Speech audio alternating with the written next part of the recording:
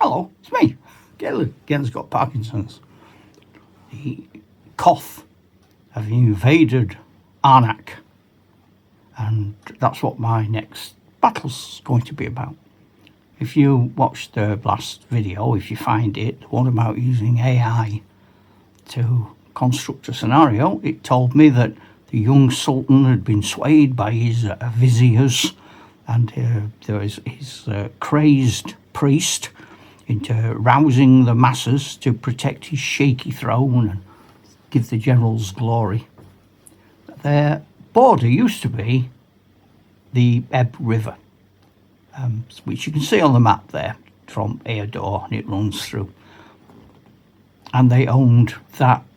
I suppose it's an island, isn't it? Because the other side with Silgard and Voy have a deep, unfordable river, and there's a big swamp. So that's where they were. And the ruin in the middle was the towery castle that they used to control the area, which was torn down after the last war 50 years ago.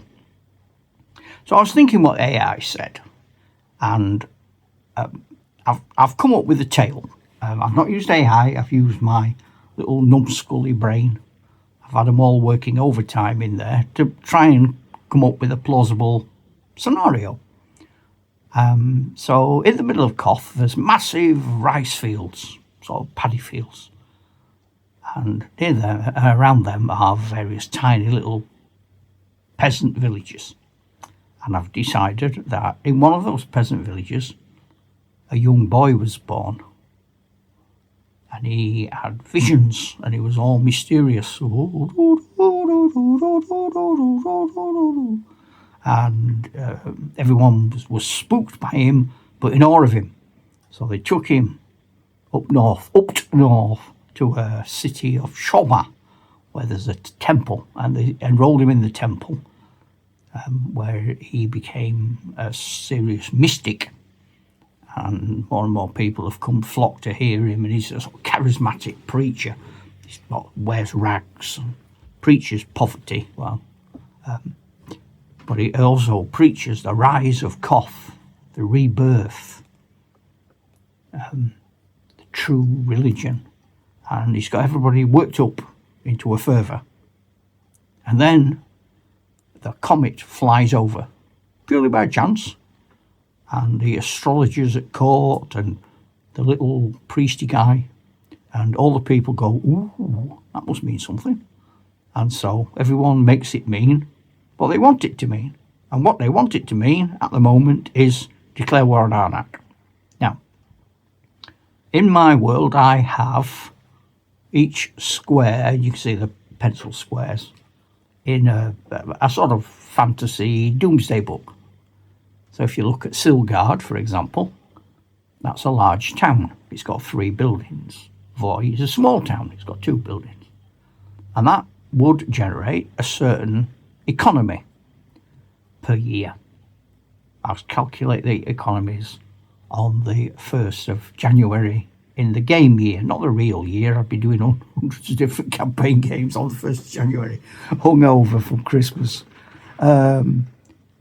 So Silgard earns more than Voy because he's bigger. Also, they get extra money for what their economy is. Now, neither of them have got a little anchor. If you look up the river south of Southron, there's an anchor. That's because that's an anchorage suitable for larger ships. Now, there isn't one. If there was one drawn by, say, Silgard, that means Silgard was a dockyard. If there was a fish picture, like on Eador, there's an anchor and a fish picture. That means they build boats and they earn money from fishing. Silgard and Voy don't. They earn money from farmland, and there's not really a lot of farmland there. It's not great, is it? But mainly from trade, because the trade routes from the south, from the dwarf lands of Garak and the human lands of Arnak, pass through Silgard, and all the trade from Koth has to pass through Silgard and Voy. So that's where they earn their money. They're a merchant trader. They earn their money. And what I do, I go through every square and I add up what things cost. Things like the Southron Castle costs money.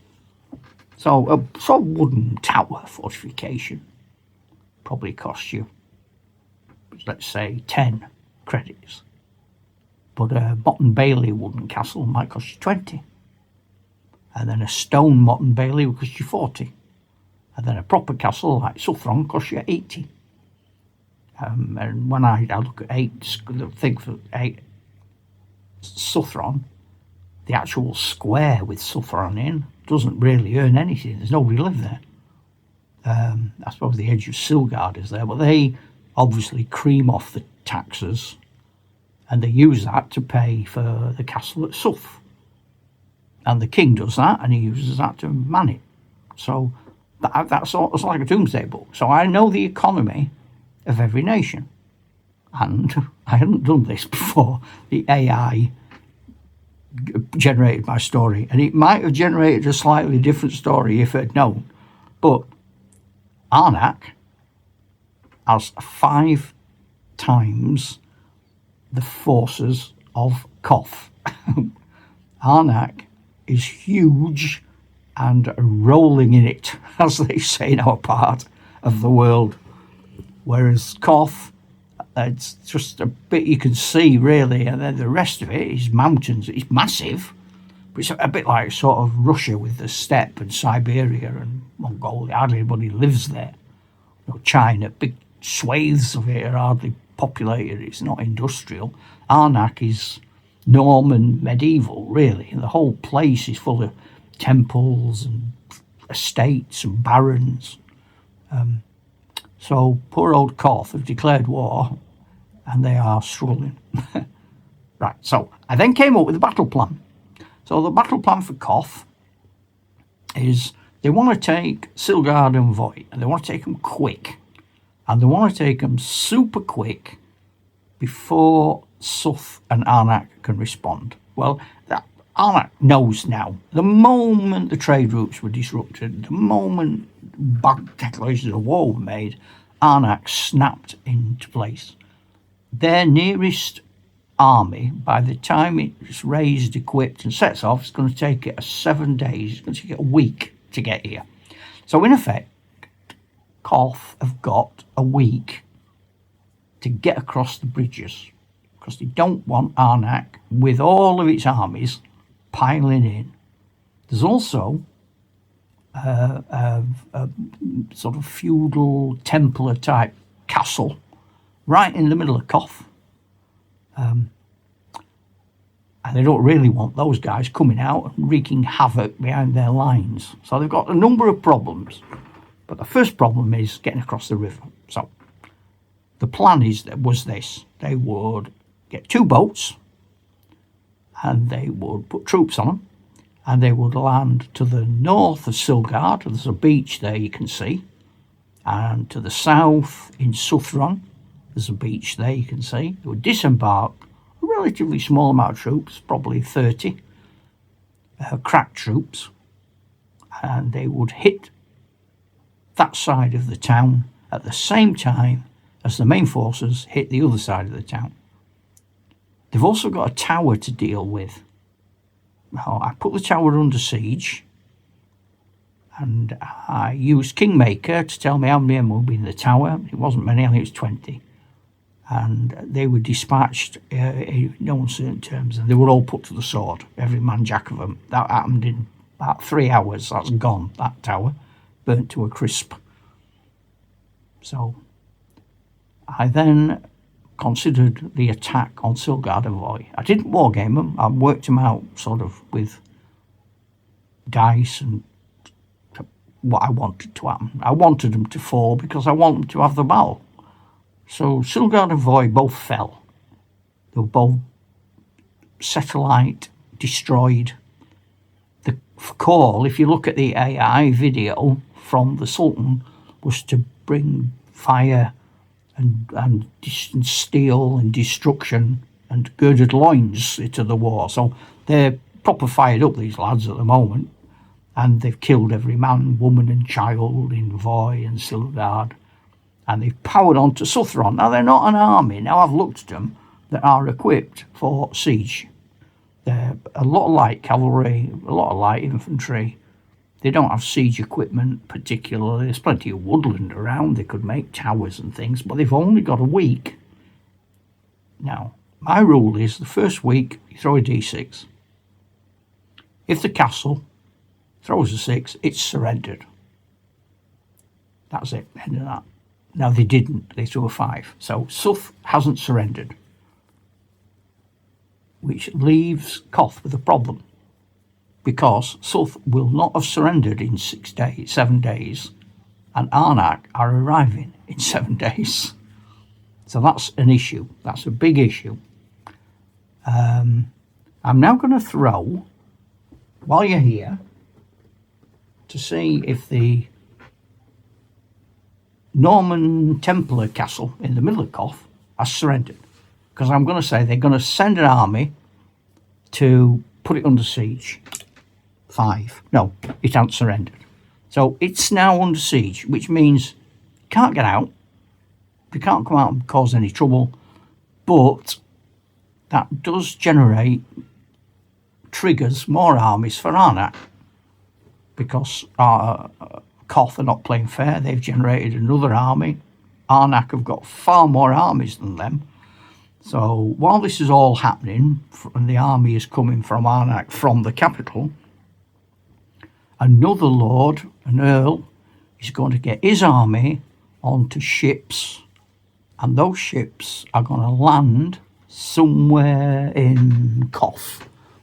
There's a city sort of further back from the coast, a place called Himyar, and there's a massive river, the Leaf River, and so they're going to invade there. There are 3 beaches, cliffs to one side. Himyar is a big town.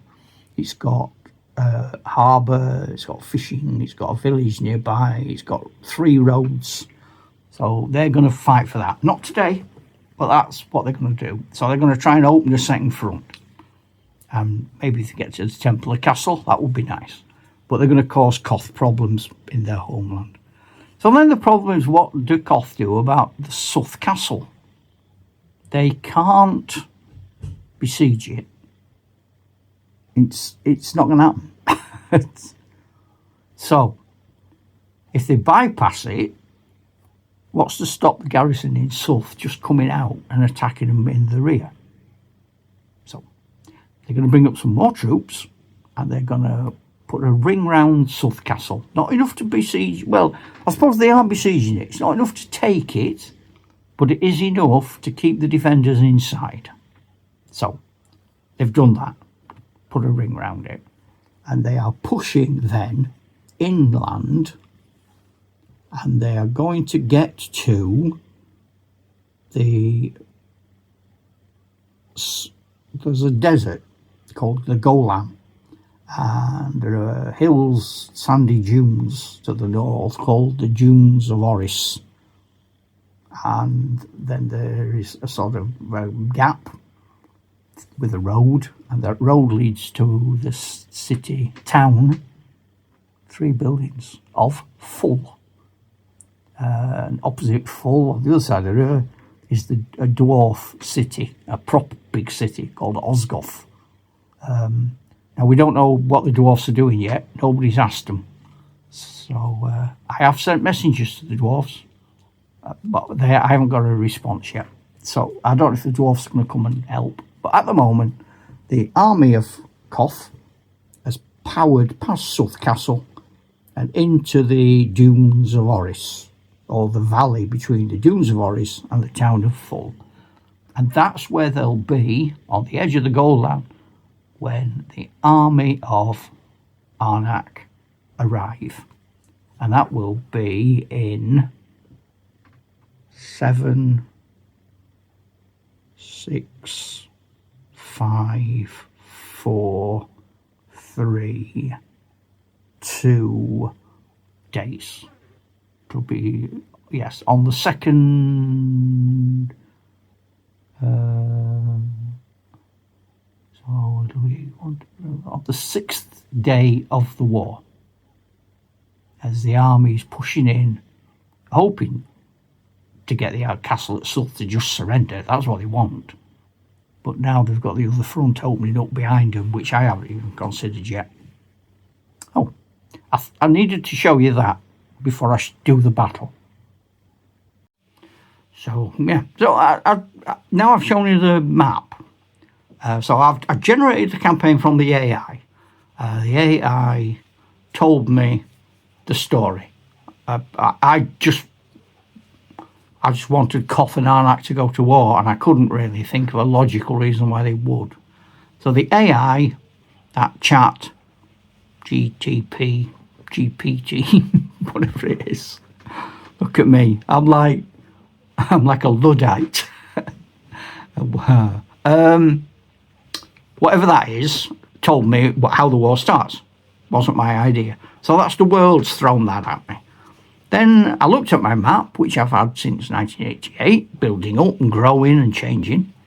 And I have tried to come up with a sensible approach for both sides, because I'm doing this on my own. If you had a mate you were doing with, or groups, you could have, one of you could be the king of Koth, one of you could be the king of Arnak.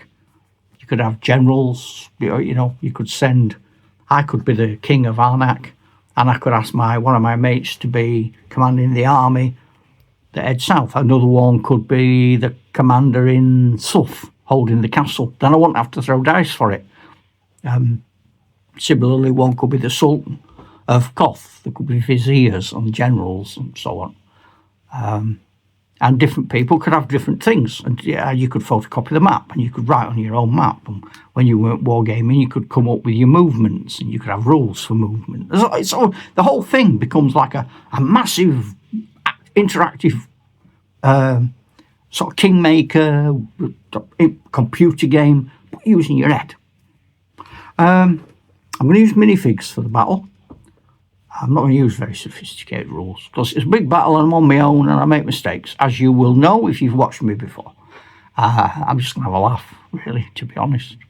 And then we'll see how that goes. I don't know if I'll pursue this on YouTube. I might. But I might have other ideas that I think are more interesting. So if you wanted me to carry on with the campaign, I would. But you need to let me know. Give us a comment. I mean, there's loads of stuff I've been seeing. I don't even want to know if I want to mention them yet, but there's lots and lots of new things appearing everywhere, and I think they deserve mentions. So I'd like to look at them. Things I've ordered that I've never had before. That I think will help me with the Parkinson's and the wargames. So that ties the channel nicely together.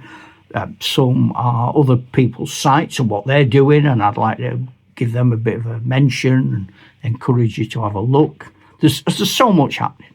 So whether or not I carry on with this campaign on YouTube, I don't have to carry on with it tomorrow, do I? You know what I mean? I could give it any number of months and come back to it. It's not going to go away. And I've a lot of writing up to do. I've got to write up all the AI stuff. I've got to write up this campaign days. I've got to write up the battle once it's happened. It's all got to go into the book. Everything's got to be updated. The maps have got to change. And so it's all go in Jural at the moment. So I hope things are well with you. The next video is definitely going to be me fighting the battle with some dead poor, bodged together, not quite Osprey, not quite Dux Britannium, not quite anything rules that I've made up. What can I tell you? Ta-da, Chuck!